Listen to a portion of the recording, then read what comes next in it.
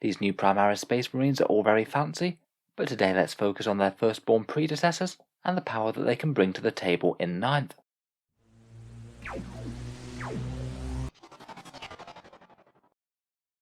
Hello and welcome back to Auspex Tactics, the strategy focused 40k channel, where today we're talking Space Marines and in particular focusing on the power of the Firstborn.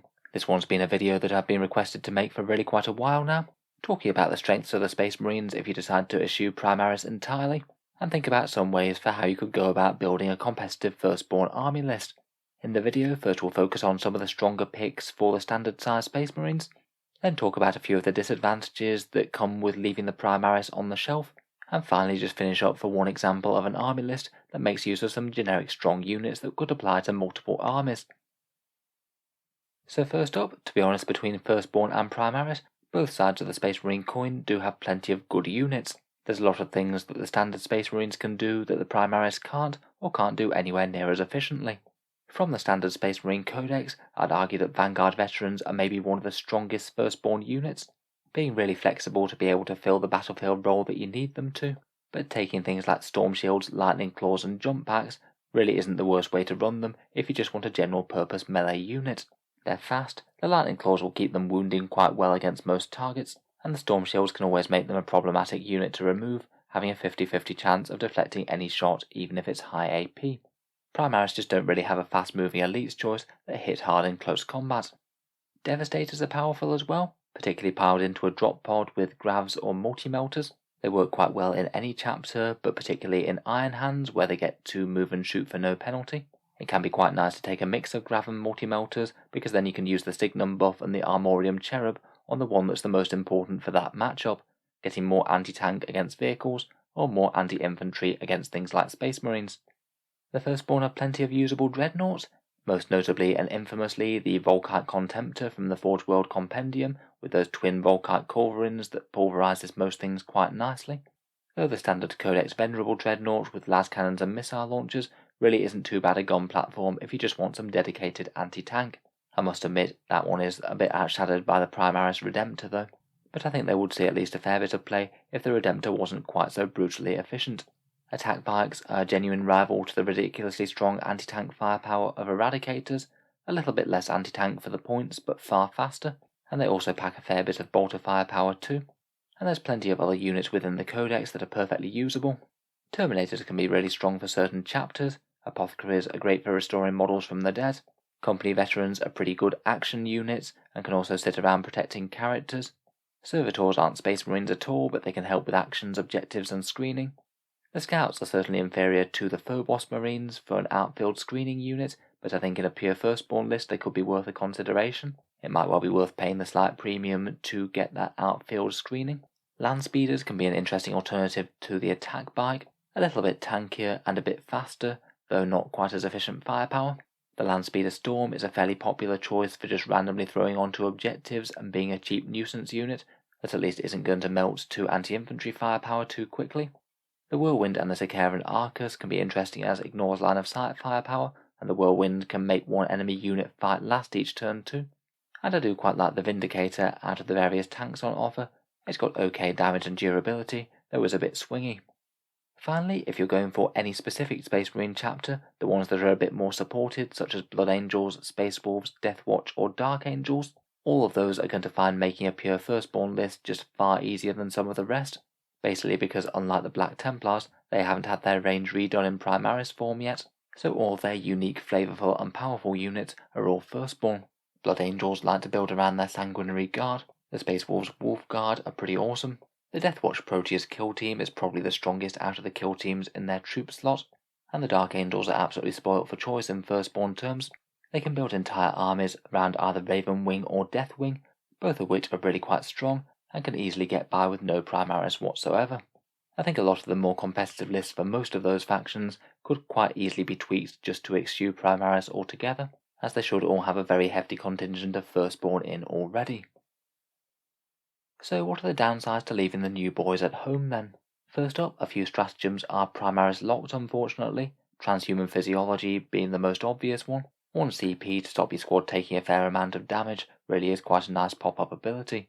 Certainly it adds value to things like Intercessors or Blade Guard. To a lesser extent, Gene Wrought Might is quite nice just to be able to dial in a little bit of extra damage. Maybe not the most efficient damage increase all on its own, but in a key combat when every bit of damage counts, it could be really good. The HQ section might mean that you're fielding some slightly less optimal character builds, perhaps. After the Firstborn choices, I must admit I do really like the Bike Captain. I think that's a really efficient HQ with decent defense, great movement, and I do quite like the inbuilt bolters, which add a little bit of extra anti-infantry fire. Otherwise, I think that the jump pack characters are generally quite a good way to go. A lot of the Primaris choices can't get their buffs where they need to go, so it might well be worth forking out the extra points for a jump pack and making sure that your character's always in the right place at the right time. Perhaps the biggest downsides in the HQ slot aren't getting access to that new Primaris Bike Chaplain. He's perhaps one of the best ways to deliver Chaplain buffs, and it's quite nice to have him being a decent fighter as well. I think also to be missed would be the Indomitors Captain and Lieutenant, the ones with the Storm Shield and Mastercrafted Power Swords. I think both of those are really quite a nice balance of both dangerous and durable for their points cost. I would say that perhaps the single biggest trade-off of not taking any Primaris is that your troops are probably not going to be quite as efficient. There's a lot of love out there for the Tactical Marines, but they very rarely tend to actually get played in the most competitive Space Marine lists. All three flavours of Intercessor are strong, though I'd say maybe the standard ones are the strongest. Just if you compare them to the standard Tactical Marine, just for the 2 extra points, you could have one with the Auto Bolt Rifle, and that gets you 3 shots all the way out to 24 inches, compared with the standard Tactical Marines 2 shots out to 24 inches, and they only get that if they don't move. Losing the Phobos troops, as we mentioned, isn't exactly ideal either. They're just a lot more valuable than scouts for holding the midfield in my opinion, and having a unit or two of either incursors or infiltrators I think is rarely going to be a wrong choice for winning the actual mission. I'm not saying that Tactical Marines can't work okay, I just think that largely they're going to be very slightly inferior in efficiency. Perhaps the main advantage is their flexibility, though I must admit quite a lot of their special and heavy options are a touch overcosted I think. I think perhaps they have the best value with maybe a grav cannon or a las cannon, camping on home field objectives, and being able to provide a small amount of quality heavy weapon fire that's hidden within the squad.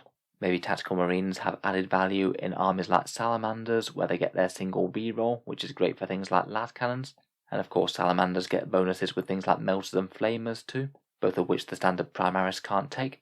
Or perhaps with armies like Iron Hands, who get to move and shoot their heavy weapons for free in the first turn. Otherwise, aside from the troops choices, you do give up just some all-round powerful units. Maybe some of the best picks out of the Primaris section of the Codex are the Redemptor Dreadnoughts with their great firepower, the Blade Guard with their toughness and melee damage, Eradicators with their incredibly efficient close-range melter punch, and perhaps the Sniper Eliminators, who are just a really cheap unit for holding down objectives and being really quite tough to remove in cover, but also just happen to have some of the most efficient sniper fire in the game, provided you can draw a bead on a suitable target. Finally, I thought we'd just finish up with one idea for an army list. Though, as I said, I think there's quite a lot of chapters that really lend themselves to using Firstborn. You could go extra heavy on the White Scars, Assault Veterans, and Bikes maybe. Any of the more special Snowflake chapters, the Blood Angels, Dark Angels, Death Watch, or Space Wolves. And I think a Salamander's list could be interesting too, packing in loads of Melters and Flamers. In any case, here's just one idea, which is an Iron Hand Successor chapter with Whirlwind of Rage and Born Heroes. They're the ones that give you +1 to hit on the charge and exploding 6s in melee, so basically any combat unit is far more dangerous. I think that's really quite a nice pairing with the Iron Hand's first turn super doctrine and their vehicle synergies. It means their firepower and alpha strike can be really aggressive, and their assault units can still jump in to do the business. This is a single battalion detachment for maximal CP, though we do spend a few of them pre-game, and the bulk of the list is some scary blobs of Vanguard veterans jumping up the board, supported by some characters and some very heavy firepower coming from the rest of the army. For those Vanguard veterans, we have 2 big units of 10 of them, with jump packs, storm shields and lightning claws. They could often combat squad, they could stay together if you really just want one enormous punch, and they can make pretty good use of some of the Iron Hand stratagems, the one to give them +1 strength, strength 5 lightning claws are going to blend pretty much anything, or the one to give them the 5+ feel no pain to make them really more durable if it's going to make a difference. They'll bound up the board sticking to cover where possible, and supported by the 2 characters. We've got a captain on a bike with the Teeth of Terror, Student of History, and a Storm Shield. He's just going to be a destructive anti-infantry threat, and that Student of History trait will allow him to jump into close combat, fight the enemy, and then jump away if he doesn't want to stay in combat with them, stopping the enemy from fighting. It's pretty powerful to be able to hit the foe, but perhaps not be able to get hit back. The other character choice I have put down for a lieutenant but in hindsight I might be more tempted to swap out for a jump pack chaplain instead. I hadn't really thought that the lieutenant's rerolls won't be handy with those lightning claws, who will already be rerolling those wounds. I think it'd be more handy to have reroll full hits, or the +2 to charge litany on the field. I think that they would be a better selection. In any case, that character would take Rites of War for the Obsec aura. Obsec Van Vets with a 5+ Feel No Pain are going to be hard to shift, and also the Tempered Helm for a little bit of command point farming. Then backing up that pretty hefty melee punch, we have 3 units of 5 Tactical Marines, each with 1 las cannon. They'll generally be aiming to hold the midfield objectives and put a little bit of hurt on enemy vehicles if they can get line of sight. There'll be 3 attack bikes scooting around just behind them, again potentially throwing a bit of multi-melter fire towards enemy heavies and hopefully getting in table quarters or jumping on objectives if they need to. For another enormous firepower punch, we'll have 2 units of Grav Devastators in a drop pod. These take 3 Grav Cannons, 1 multi-melter and the Armorium Cherub, and as we mentioned earlier, we can focus on either the Grav Cannons or the multi-melter depending on whether we need more anti-tank or anti-infantry. With the Iron Hand Super Doctrine, we'll get to reroll 1s when we come in, and they get to ignore modifiers with their heavy weapons, so they'll still hit on 3s or 2s if they're using that Signum. With all that firepower coming out of them, there should be a good chance of just straight up deleting one important threat right from turn 1. Then we have a couple of chaff units to support, 2 units of 4 servitors, literally there for actions, objectives and screening, and 1 tiny unit of company veterans. They're the ones with the bodyguard special rule, with storm shields and lightning claws just in case they need to get stuck in. The reason for them is that they're going to be protecting the Relic Contemptor Dreadnought with the Volkites and the Cyclone missile launchers. The Iron Hands have their March of the Ancients stratagem to make him a character, and we can give him the Warlord trait for exploding 6s to hit. If the company veterans hide out of line of sight and the Dreadnought is just within 3 inches of them, then he's going to be untargetable, and a horrible little gun turret that the opponent's going to have to deal with in close combat if they can reach him through all the Vanguard veterans. If you wanted to, you could pay command points to put him back into Devastator Doctrine each turn if you need that AP on the low AP Volkites, or you could think about that stratagem that they have for exploding 6s to wound if he chooses to target all of his guns at just one thing. Overall, I hope this Firstborn list will give some others a bit of a pause. There's plenty of dangerous shooting and melee here, and quite a lot of small annoying threats to deal with that should hopefully be able to hit the enemy hard before they get hit themselves. So I look forward to hearing your guys' feedback on the video, particularly if you have been running pure Firstborn lists at all in 9th edition, and whether or not you've had any good success. If you've enjoyed the video, then feel free to subscribe to Auspex Tactics, or I'll certainly keep these regular updates coming, with new 40k content out just about every day. Finally, if you have been enjoying all the videos on the channel, I would just like to mention that Auspex Tactics does have a Patreon page, and you can find that down in the video description below. It is the thing that allows me to keep on making videos like this quite so regularly, so if you are enjoying quite a bit, any support is enormously appreciated. Channel patrons do get a fair few advantages, such as seeing certain videos early, regular votes to see what sort of things happen next on the channel, and automatic entry into the regular prize giveaways, with the chance to win some big model kits each month. If any of that sounds good to you, or you'd just like to help support, then the link is down in the video description. In any case, a massive thank you for listening, and I'll hope to see you guys next time.